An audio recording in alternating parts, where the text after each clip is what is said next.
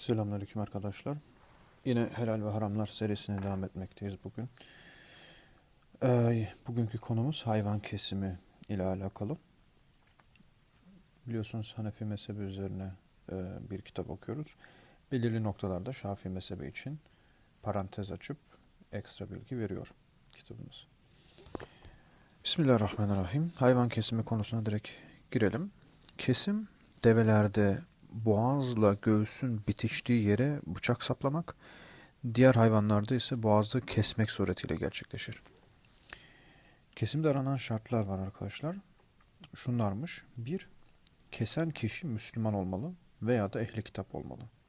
Ehli kitap Yahudi veya Hristiyan. Kesen kişinin erkek veya kadın olması şart olmadığı gibi ergin olması da şart değildir. Ergin demek hani 18 yaşını doldurunca volyerik oluyoruz ya. Bu şu anki yasalar düzene göre, nizama göre konuşuluyor ama İslam'da ergin olması, buluğ çağını bitirmiş olması demek. Buluğ çağı, ergenlik dönemi dediğimiz, hani pubertet dediğimiz, pubertet bitmiş olmasına gerek yok. Pubertet esnasında da olabilir. Ergin olması da şart değildir. Allah adına kesmeyi kavrayacak şekilde temyiz gücüne sahip olması yeterlidir. Eğer 13-14 yaşındaki bir çocuk, yani şimdi diyebilirsiniz olur mu öyle şey, yapmaması lazım, küçük çocuktur, psikolojisi bozulur. Tamam, eyvallah, bir şey demiyorum zaten. Sadece şunu kastediyoruz. 13-14 yaşındaki bir kişi Allah'ın varlığını, birliğini, melekleri iman, işte iman konularını iyi biliyorsa bu çocuk ve kestiği zaman Bismillah Allahu Ekber dediğinde Allah adına kestiğinin farkında olabilecek derecede aklı yerindeyse. Kimi çocuk var 13-14 yaşında, aklı bir karış havadadır, hala çocuksudur. Kimisi var 13-14 yaşında, hayatın getirdiği yükler, sorumluluklar falan, herkesin hayat hikayesi farklı. Daha olgun oluyor. Daha bir yetişkin kafasıyla bakıyor olaylara. Yani burada önemli olan kişiden kişiye değişir. Önemli olan idrakte olması. Bu işin kavramış olması. Deswegen Almancasına şey yapalım. Deswegen ist es nicht wichtig, wie alt diese Person ist. Es ist wichtig, ob er den Unterschied kennt, wieso er das Tier schlachtet. Das ist das Ding. Ob er jetzt 18 ist oder unter 18 ist oder über 18 ist, das ist vollkommen egal. So. 2. Besmele'nin çekilmiş olması. Besmele dediğimiz Bismillah, Allahu Ekber diye geçiyor olması lazım. Bunu tekrar hocamıza sorarım. Hocamıza sorduktan sonra komentara yazarım tam olarak hangisi söylenmesi gerektiğini. Çünkü Bismillah da denebilir. Bismillahirrahmanirrahim. Yani Besmele çeşit çeşit ama problem orada bir hayvanın canı alınıyor ve Rahman ve Rahim olan Allah'ın adıyla demek yani pek uymuyor. Bir yandan can alınıyor, bir yandan Rahman deniliyor. Bilemiyorum. O yüzden bu detayı sorar, öğrenir, komentarlara yazarım. Besmele kasten yani bile bile terk edilirse kesilen hayvanın eti yenmez. Şimdi ben biliyorum. Mesela besmele çekmem gerektiğini biliyorum ama bile bile söylemiyorum. Olmaz. O hayvanı mundar etmiş olurum. Fakat besmele unutularak terk edilirse yenilir. Şafilere göre besmele çekmek sünnetmiş ama Hanefi'de mecbur hani söylememiz gerekiyor. Yani unuttuk, dalgınlık, insanlık hali, bu ayrı bir şey. 3. Boğazda kesilmesi gerekli olan şeylerin kesilmiş olması. Hayvanın boğazında birkaç boru var. Biri besin borusu, biri nefes borusu, birkaç boru var. Onların hangileri kesilmesi gerekli olup olmadığı konusu işleniyor. Bilindiği gibi boğazda nefes borusu. Bunun iki yanında iki tane atar damar ile yemek borusu bulunur. Boğazlamada İmam-ı Azam'a göre bunlardan üçünün kesilmesi yeterlidir. Yani tekrar bir okuyalım. Nefes borusu var. Bir.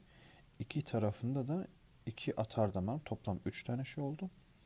Bir de yemek borusu, 4 şey. İmam-ı Azam'a göre bunlardan üçünün kesilmesi yeterlidir. İmam Ebu Yusuf'a göre yemek borusu ile nefes borusunun ve şah damarlardan birinin. İmam Muhammed'e göre ise bunlardan her birinin çoğunun kesilmiş olması gerekiyor. Şafilere göre yemek borusu ile nefes borusunun kesilmesi şartmış, şah damarlarının kesilmesi ise sünnetmiş. Ayrıca kesimde gırtlaktan en az bir halkanın baş kısımda kalması da şartmış. Acizlik halinde boğazlama hayvanın herhangi bir yerinde açılacak öldürücü bir yara ile kanın akıtılmasıyla sağlanmış olur. Tekrar bir okuyalım. Acizlik halinde boğazlama hayvanın herhangi bir yerinde açılacak öldürücü bir yara ile kanın akıtılmasıyla sağlanmış olur. Kuyuya düşüp çıkarılamayan, kaçıp da ele geçirilemeyen hayvanlarda boğazlama bu şekilde olur. Hmm. Bu hayvanın kesimiyle alakalı mesele. Yani kestiğimiz zaman iyi kesilmesi gerekiyor. Mümkünse bütün dördü birden, iki atar damar, yani şah damar, nefes ile besin borusu, yemek borusu. Dördü birden kesmek en güzeli ama kafayı bir anda kesmemek gerekiyor. Boynu biraz durması lazım. Evet. Kesilen hayvanın karnından çıkan yavru. Böyle durumlar da oluyor. Hamile hayvan da kesmiş olabiliriz farkında olmadan. Kesilen hayvanın karnından çıkan yavru kesimden önce öldüğü biliniyorsa yenmez. Hayvanı kesmeden önce o hayvanın karnındaki yavru ölmüş. O zaman o yenmiyor. Fakat annesinin kesilmesiyle öldüğüne kanaat getirilirse, annesi kesildiği için yavrusu öldüyse, o zaman İmam Ebu Yusuf ile İmam Muhammed'e göre yenilirmiş. İmam-ı Azam'a göre ise yenmezmiş. Şafilere göre de yenilmiş. Burada İmam-ı Azam farklı görüş var. Diğer imamların görüşleri aynıdır. Bu arada ufak bir bilgi. İmam Ebu Yusuf ve İmam Muhammed Hanefi mezhebinin alimleridir. İmam-ı Azam'ın öğrencileridir. Yani o yüzden hep Ebu Yusuf, Muhammed ve İmam-ı Azam bu üç imamın ismi hep bir arada geçer yani. Çünkü o üçünün görüşü çok muteberdir Hanefi mezhebine göre. Şimdi bu hayvanın nasıl kesileceğine dairdi. Videoları kısa tutmaya çalışıyorum. Burada ufak bir nokta koyacağız. Bir sonraki videoda da kesilen hayvanın yenilmeyen kısımlarını hemen inceleyeceğiz. Zaten ondan sonra da zaruret halleri var. Açlıkta ve tedavide zaruret diye.